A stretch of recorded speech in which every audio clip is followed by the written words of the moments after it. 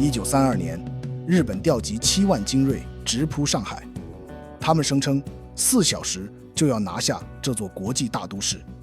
结果呢，1个月过去了，日军4亿主帅伤亡过万，最终无功而返。接下来用3D 动画带你看清手持破铜烂铁的19路军是如何把日本的7万精锐打到怀疑人生。1932年，日本侵占东北后，遭到国际社会的谴责和孤立。为了转移国际视线，消化满洲，日本海军盯上了上海这座远东第1大都市。1月18日，日本特务田中隆吉和间谍川岛芳子故意让手下伪装成中国人，殴打日本僧侣，制造了日僧事件。有了这个借口，日军以保护侨民的名义开始往上海疯狂增兵，30架9-2式战斗机，9辆8-9式中型坦克，大批枪炮弹药源源不断运抵上海，战争一触即发。很快，日本领事馆向中国提出了一系列苛刻的要求，其中最过分的一条是要求19路军从驻地后撤30公里，这简直是欺人太甚。中国军队在自己的地盘上，凭什么要听日本人的指挥？19路军这支被称为铁军的粤系部队可不是吃素的。早在北伐时期，这2万多个广东子弟就跟着孙中山南征北战，打遍天下无敌手。后来从地方军升级成御林军，被调到京沪驻防。军长蔡廷锴性情刚烈，尽管蒋介石多次令他忍辱后撤，但他只说了一句：我不想当第2个张学良。1月28日下午，面对日本的威逼，软弱的南京政府竟然答应了对方的所有条件，心想着这下日本人应该没话说了。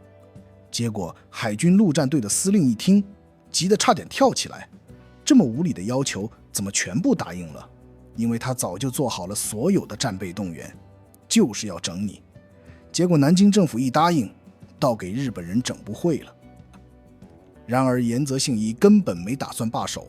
1月28日深夜，2300个日军兵分3路突袭天通庵车站。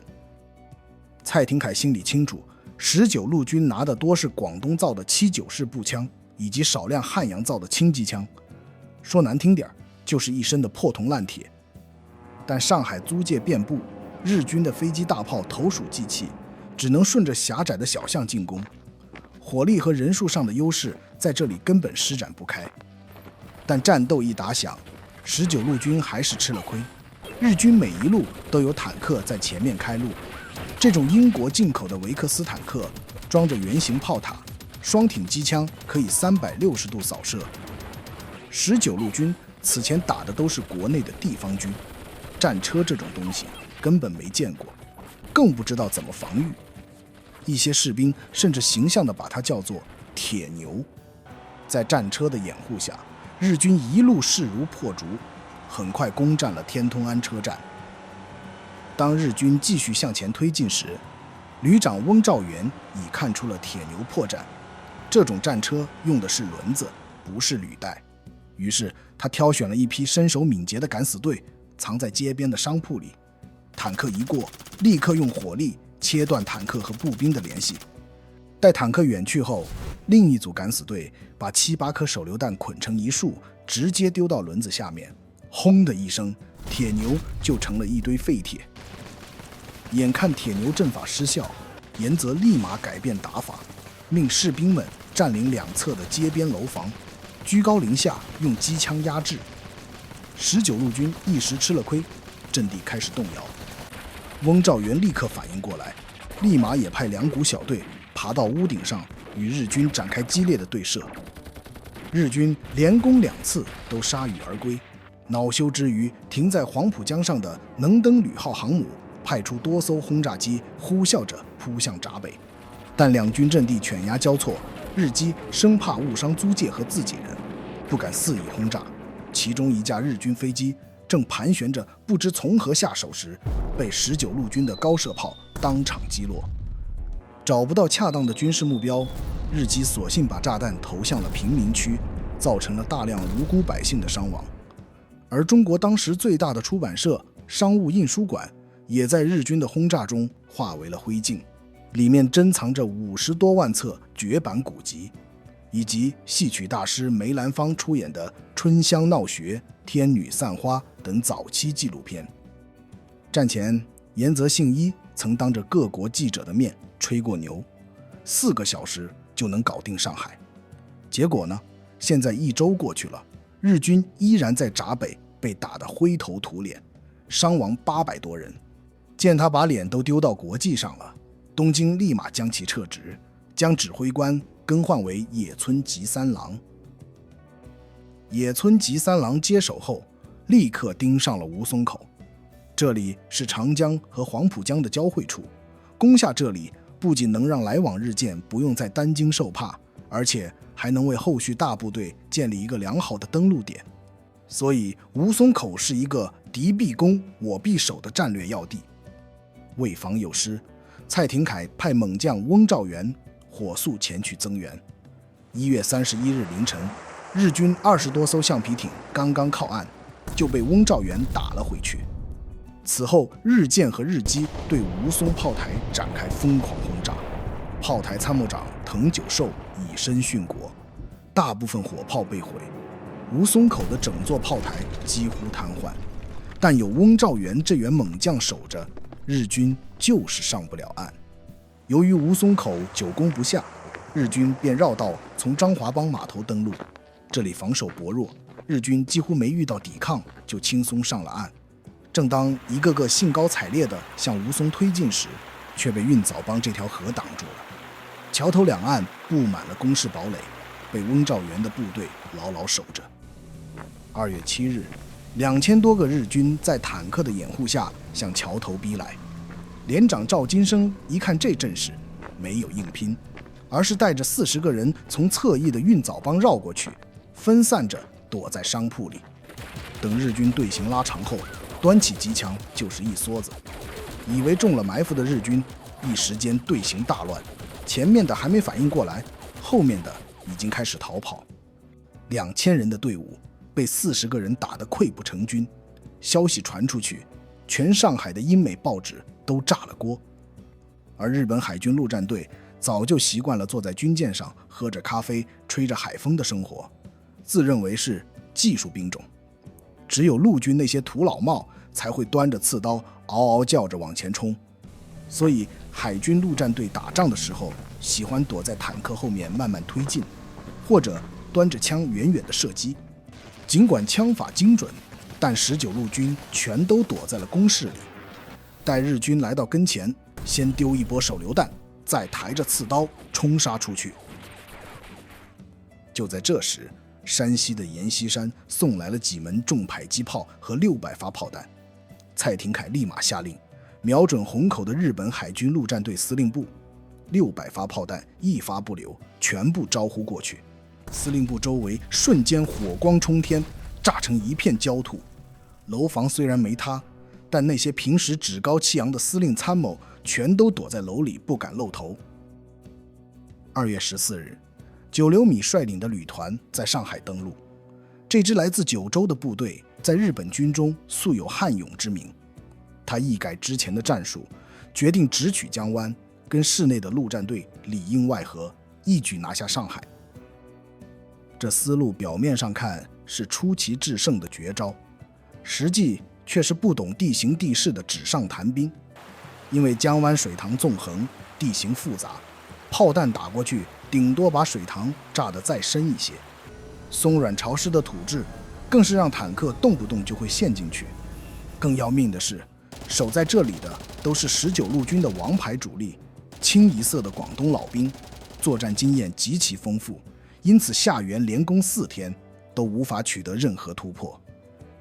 连连碰壁后，下元只好改变战术，强渡运枣帮，迂回包抄吴淞口。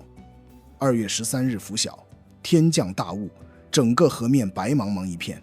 夏元于是命工兵在浓雾的掩护下，迅速在河上搭起浮桥。随后九流米旅团的精锐倾巢而出，踏着浮桥冲向对岸。等守军发现时，已经错过了最佳的阻击时间。短兵相接中，中国守军节节败退，沿岸的多道阵地被接连突破。此时日军即将打通去吴淞的道路，形势十分危急。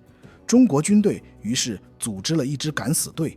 当夜60位自愿报名的壮士全身缠满了炸药和子弹，分批潜入日军营房。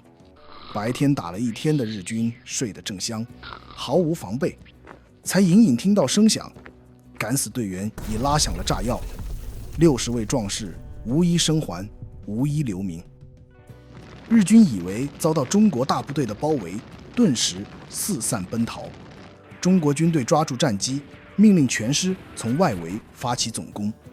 9流米旅团一时间溃不成军，纷纷向后方的运枣帮逃去。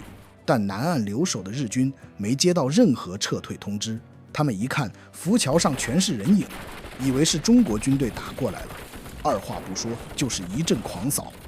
前有中国军队追杀，后有友军的炮火伺候，溃退的日军死伤惨重，光掉进河里淹死的就有上百人。运枣帮一战后，东京再次换将，任命第9师团师长植田千吉接替指挥。这位参加过一战的老牌将领自视甚高，其麾下的部队装备精良，为日本的长射甲种师团。信心满满的他计划集结重兵，先从洪镇突破庙行，接着一个迂回包抄江湾的19师团。植田的眼光确实毒辣，庙行地势平坦，一马平川，正适合坦克大炮施展。但他不知道的是，庙行这一带已经不是19路军在守，而是换成了另一支王牌部队。战事爆发后，蒋介石火速派第5军增援上海。这支部队装备精良，一共有2万多人，他们名义上归19路军指挥，实际上是由张治中独立统领。因为当时积弱的中国还无力和日本全面开战，一旦中央军参战，势必扩大战事，所以蒋介石打着19路军的旗号增援，对外就指示广东地方军与日军的冲突。2月22日，日军海陆空3军对庙行发起总攻。开战之初，日军对庙行和江湾的中国守军狂轰滥炸，接着步兵在坦克的掩护下发起冲锋。激战中，第88师虽然勉强守住阵地，但却付出了惨重的代价，仅营长就牺牲了9个，一些士兵不幸中弹倒地，死得无声无息。面带微笑的陈营长才包扎好头部伤口，便不顾士兵的劝阻，再次冲上了前线。当镜头跟上去时，他已经倒地阵亡了。没有电视剧中夸张的动作，也来不及喊什么壮怀激烈，这些身带斗笠的广东子弟只是默默地战斗到最后一刻。在历史书中，他或者他只是一个毫不起眼的统计数字，但在几天前拍摄的阵地生活中，你会发现他们和你我一样喜欢听唱片、吹笛子，一样热爱生活，只是生在了这个国破家亡的年月，没有选择。面对明天，他们唯一能做的就是放歌纵舞，笑对生死。古诗里写的青山处处埋忠骨，何须马革裹尸还，其实并不是什么大豪情，而是大悲情。随着不断增援，日军快速迂回到运枣帮一带，逐步对庙行形成了合围之势。张治中虽然手里还有教导总队这支王牌，但这支底牌不到最后不敢打。危急关头，驻扎运枣帮北岸的宋希濂提出一个大胆的计划，不如强渡运枣帮，从侧背突袭日军，庙行之围将不攻自破。这个想法乍一听简直是送死。前几次日军强渡这条河，要么借雾气，要么搭浮桥，结果还是被打得头破血流。而宋希濂的绝招就是一个快字，他命士兵找来能浮水的一切东西，小船、木筏、木桶、浴盆，甚至连门板都用上了。就这样，2000多人神不知鬼不觉的就渡到了对岸。南岸的日军还来不及反应，宋希濂已经杀到了跟前。张治中抓住战机，一声令下，开始全线反攻。日军腹背受敌，阵脚大乱，丢下庙行就跑。有些溃散的日军吓破了胆，趁着天黑偷偷摸到码头，想找条船逃回日本老家。胆寒之状暴露无遗。此时对日本来说，上海已经成了烫手的山芋，有资格的不敢来，敢来的没资格。参谋本部绞尽脑汁，最后只能请老将白川义则出马。他听完汇报后凝思许久，把目光投向了一个不起眼的小村落。七鸭口位于中国军队后方，河滩平坦，便于登陆，防守薄弱，拿下后可以南北夹击，一举包围中国军队。3月1日，日本第11师团在七鸭口登陆，中国守军的多处防线被突破，再想反击已是力不从心。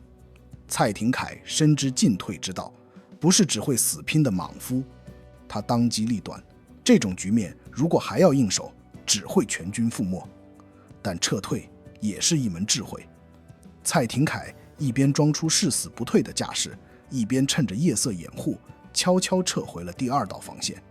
等日军一觉醒来，才发现对面的阵地已撤得干干净净。这一招金蝉脱壳，让日本的一记重拳完全打到了棉花上。此后两军僵持不下，形成了对峙。当蔡廷锴整顿人马，准备重新再战时，中日两国在西方列强的调停下达成了停战协定。自鸦片战争以来，中国军队的对外战争几乎是逢战必败，9·18事变时更是一触即溃。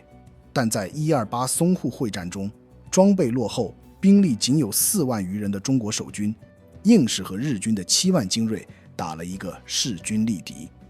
日军主帅更是从少将换到中将，再换成大将，从海军军官到陆军军官，全被打到怀疑人生。